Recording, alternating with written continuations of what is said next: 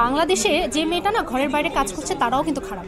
যে মেয়েটা ব্যাংকে কাজ করছে, যে মেয়েটা বিমানবালা, যে মেয়েটা এয়ারফোর্সে কাজ করছে, যে মেয়েটা প্লেন চালাচ্ছে, যে মেয়েটা ঘরের বাইরে যাচ্ছে, গার্মেন্টসে কাজ করছে, আপনি যে যদি শোনেন ওর ফ্যামিলির আশেপাশে গ্রামের মানুষের কাছে যে শোনেন যে মেয়েটা কেমন, যারা যারা ওদেরকে চেনে প্রত্যেককেই বলবে মেয়ে ভালো না, মেয়ে চাকরি করে। কারণ মানুষকে কথা আসলে বললেই তো লাইফ থেমে যাবে।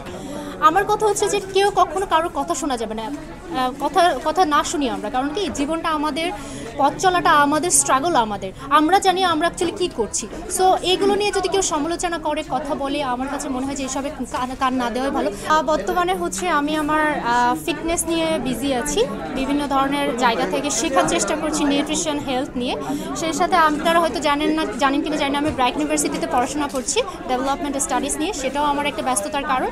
আর সেই সাথে হচ্ছে আমার জিম, যেটা আমার নিজের একটা জিম আছে শান্তিনগরে, প্রোএক্স ফিটনেস জিম, ওটা নিয়েও আমি, ওটা দেখা যায় যে মনিটরিংয়ে আমি আছি, অপারেশনালে আছি, যেটা হচ্ছে যে সবসময় দেখাশোনা করি। এইগুলোই হচ্ছে আমার। সেই সাথে হচ্ছে আমি দেখা যাচ্ছে পিয়ার প্রমোশনের কাজ করছি, অ্যান্ড মাঝে মাঝে মডেলিংয়ের কাজ করছি, ফটোশ্যুট করছি।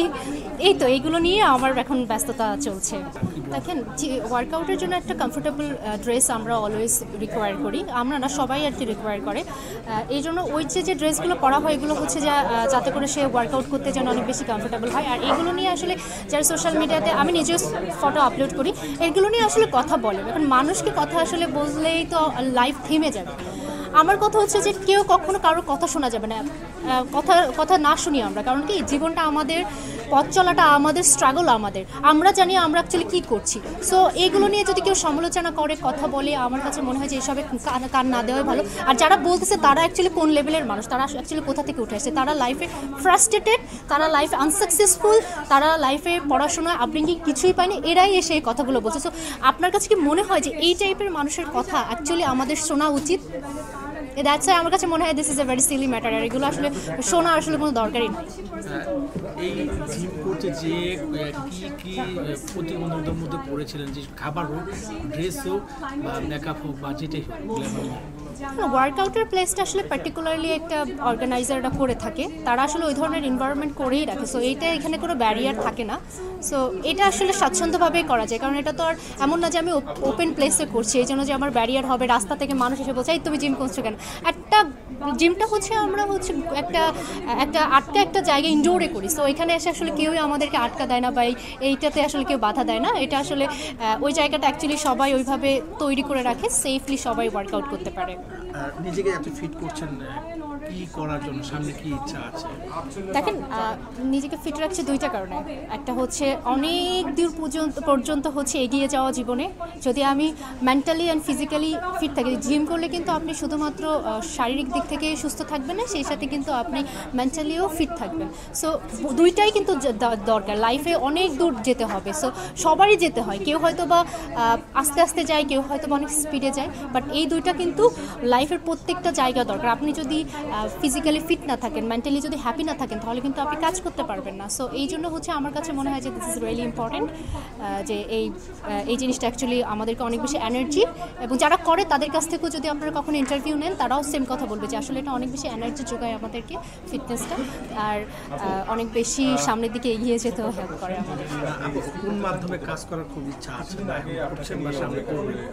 অ্যাকচুয়ালি আস্তে আস্তে করে মিডিয়াতে আমি ঢোকার ট্রাই করছি, কিন্তু অনেক বেশি ব্যস্ততা থাকা হয়। যেমন সোশ্যাল মিডিয়া কন্টেন্টও বানাই মাঝে মাঝে, এটা নিয়ে ছোটো কন্টেন্ট বানাই, এটা নিয়েও ব্যস্ত থাকি। আবার দেখা যায় পিয়ার প্রমোশনের কাজ, জিমটাকেও দেখাশোনা করা, পড়াশোনা দেখাশোনা করা, সব কিছু নিয়ে যেহেতু ব্যস্ত আছি, একটু মানে এই মিডিয়া সেক্টরের দিকে একটু দেখা যায়, আপনারা দেখবেন যে আমার পার্টিসিপেট করাটার একটু প্রবণতা কমই থাকে। সো এই নিজের কিছু কাজগুলো নিয়ে হয়তো বা আমরা ব্যস্ত থাকি। সো এই জন্য দেখা যায় যে সামনে হয়তো বা এই কিছু কাজ হয়তো বা আমার পড়াশোনাটা যদি শেষ হয়ে যায়, তাহলে হয়তো বা আস্তে আস্তে ওই জায়গাটা আমি মিডিয়ার জায়গাটা নিয়ে আসবো, যেখানে আমি আস্তে আস্তে করে অ্যাক্টিং করা, আমি ডান্সিং, অ্যাক্টিংয়ে ফোকাস করছি। তো দেখি, আমি চাই যে একটু প্রপারলি নিজেকে মানে তৈরি করে যেন আপনাদের সামনে একটা ভালো কোনো কাজ উপহার দিতে পারি কিনা। এই জন্য প্রতিদিনের শরীর চর্চা, ডিসিপ্লিন থাকা, তারপরে হচ্ছে সব কিছু শেখা। সিঙ্গিং আমি পছন্দ করি, ডান্সিং পছন্দ করি, এগুলো আমার প্যাশনের জায়গা। এগুলো করলে আমার মন ভালো থাকে, ওয়ার্কআউট করলে আমার মন ভালো থাকে, আর এগুলো দেখা যাচ্ছে যে ইন ফিউচারে আমার কাজেও লাগবে। সো এইগুলোর উপরেও আমি এখন আছি। যেহেতু আপনি জিম করছেন, ওয়ার্কআউট করছেন, ডান্স শিখছেন, অভিনয় শিখছেন, আইটেম সং যেহেতু বাংলাদেশে একটা ভালো একটা প্রচলন চলছে, একটা ভালো একটা দিক দিয়ে যাচ্ছে, ওই সেক্টরে কাজ করা হবে কিনা? আইটেম সঙ্গে অ্যাকচুয়ালি আমার কাজ করার কোনো ইচ্ছা নাই। আমি ডিসেন্ট লুক নিয়ে দেখতে চাই, দর্শক যাতে প্রত্যেক মানে ম্যাস পিপল যেন আমাকে ভালোবাসে, সেই লুকটাই আমি ইন ফিউচারে ক্যারি করতে চাই। সো সেটার জন্যই দেখা যাচ্ছে যে আমি আস্তে আস্তে করে নিজেদেরকে আমি নিজেকে তৈরি করছি। আপনারাও আমাকে দোয়া করবেন আমার জন্য, যেন আমিও সাকসেস হতে পারি, আপনাদের জন্য ভালো ভালো কাজ, ভালো ভালো অভিনয়, ভালো ভালো জিনিসগুলো আপনাদের সামনে তুলে ধরতে পারি এবং বাংলাদেশকেও যেন খুব সুন্দর করে রিপ্রেজেন্ট করতে পারি। বাংলাদেশে যে মেয়েটা না ঘরের বাইরে কাজ করছে তারাও কিন্তু খারাপ না। যে মেয়েটা ব্যাংকে কাজ করছে, যে মেয়েটা বিমানবালা, যে মেয়েটা এয়ারফোর্সে কাজ করছে, যে মেয়েটা প্লেন চালাচ্ছে, যে মেয়েটা ঘরের বাইরে যাচ্ছে, গার্মেন্টসে কাজ করছে, আপনি যে যদি শুনেন ওর ফ্যামিলির আশেপাশে গ্রামের মানুষের কাছে যে শুনেন যে মেয়েটা কেমন, যারা যারা ওদেরকে চেনে প্রত্যেককেই বলবে মেয়ে ভালো না, মেয়ে চাকরি করে। শুধু কেন মিডিয়ার মানুষদেরকে কথা বলে আমি জানি না, বলতেই পারে, কারণ আমরা অলওয়েজ ক্যামেরার সামনে থাকি, সবার স্ক্রলিংয়ে থাকি, সো এটা বলাটা স্বাভাবিক। কিন্তু অ্যাকচুয়ালি আপনি যে কোয়েশ্চেনটা করেছেন সেটা হচ্ছে কি, যে কেন মানে কেন এই বাধাগুলো আসে? বাধাগুলো আসে সমাজের মানুষ, আমাদের কালচার, আমাদের নর্ম, আমাদের আপব্রিঙ্গিং। বাংলাদেশে দেখবেন যে অপরিকল্পিতভাবে, যেরকম শহরের ব্যবস্থা যেমন আগে ছিল অপরিকল্পিত, এখন কিন্তু অপরিকল্পিত হচ্ছে। অপরিকল্পিতভাবে বাচ্চা কাচ্চা নিলে এরকম ধরনের মানুষ উঠে আসবে। ভালো বলেছেন। কারণ আপনি যদি একটা বাচ্চারকে কীভাবে এডুকেশন, তার পরিবেশ যদি আপনি না দিয়ে বিয়ে করছেন, হ্যাঁ বাচ্চা নিচ্ছেন, কিন্তু লাইফে তার কোনো সুন্দর একটা পরিবেশ দিতে পারছে না, পড়াশোনা দিতে পারছে না, তার চাহিদা মেটাতে পারছে না, ওই বাচ্চাগুলো একসময় বড় হয়ে সোশ্যাল মিডিয়া ইউজ করেই তো আমাদেরকে অ্যাটাক করবে।